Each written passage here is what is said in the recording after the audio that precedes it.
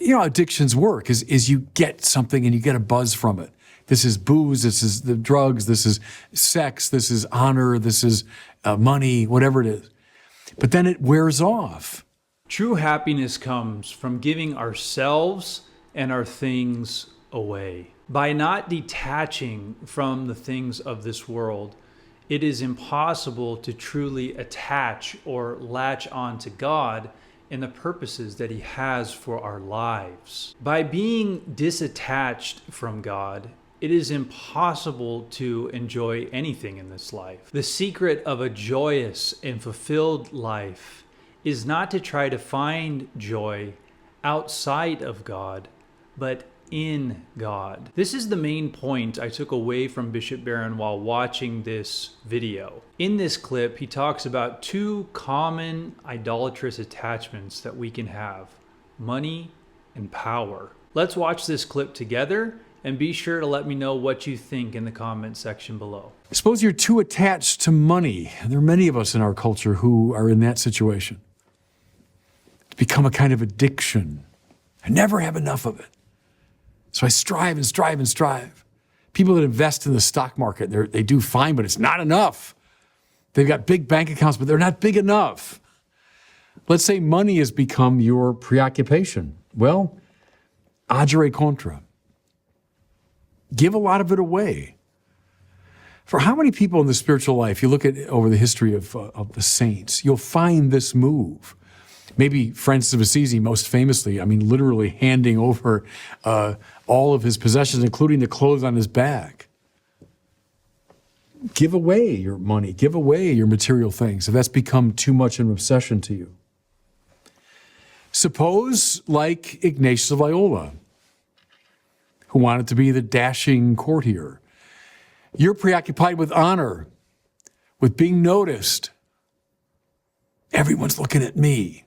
Well, there are a lot of us in our culture today who are preoccupied with this. I want to be in the first place.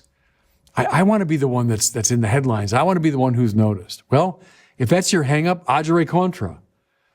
Actively seek obscurity. Actually seek not to be noticed.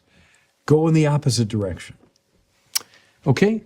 Agere contra in service of detachment, which is finally in service of doing God's will.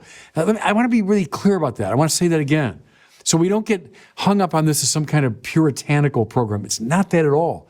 It's the agere contra so as to get away from attachments which are preventing me from doing God's will. Because what matters is God's will.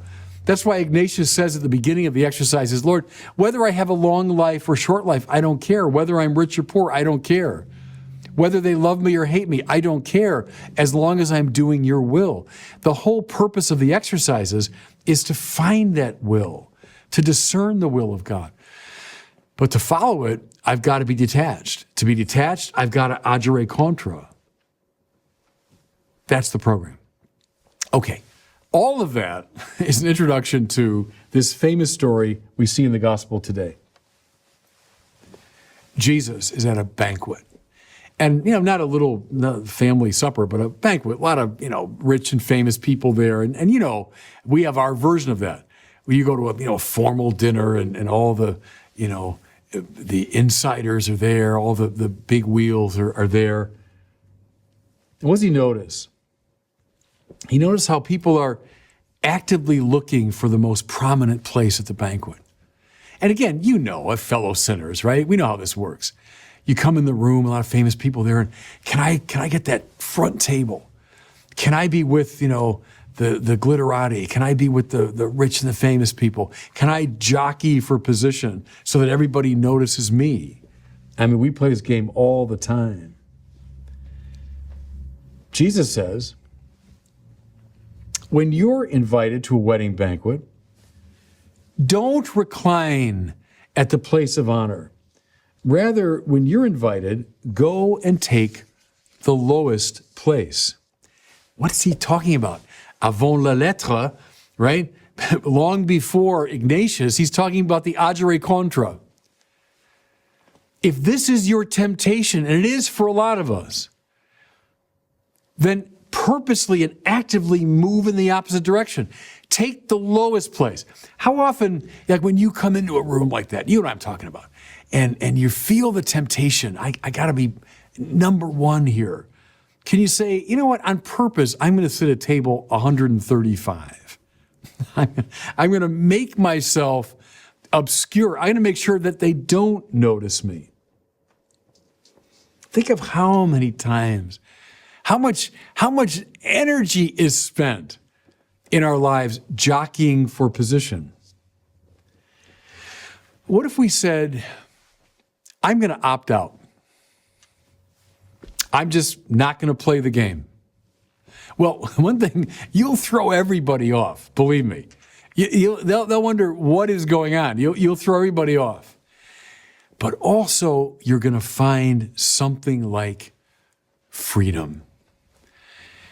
If we get that monkey of attachment off our backs, oh, I need to be more wealthy. I need to be more powerful. I need to be more honored. It's an addiction. And our language of addiction is the best way to translate the spiritual principle, I think. You know how addictions work is you get something and you get a buzz from it. This is booze, this is the drugs, this is sex, this is honor, this is money, whatever it is. But then it wears off. Well, I got to get more of it. And then you get the buzz, but it wears off even faster. Then you got to get more of it, more of it, more of it. Before you know it, your whole life is preoccupied with attaining these worldly goods. And what that's doing, everybody, is it's blocking your access to the will of God. What a liberation if you can finally say, you know what? I'm not going to play the game. I'm out.